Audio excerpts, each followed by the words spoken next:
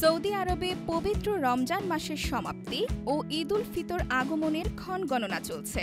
আজ শনিবার ২৯ মার্চ পবিত্র শাওয়াল মাসের চাঁদ অনুসন্ধান করবেন সৌদির নাগরিকরা। এদিন সন্ধ্যা থেকে ঈদের নতুন চাঁদ দেখার জন্য দেশবাসীকে আহ্বান জানিয়েছেন সৌদি আরবের সুপ্রিম কোর্ট।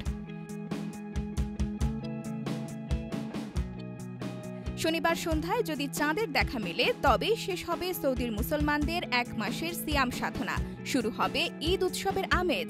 খবর গালফ নিউজের।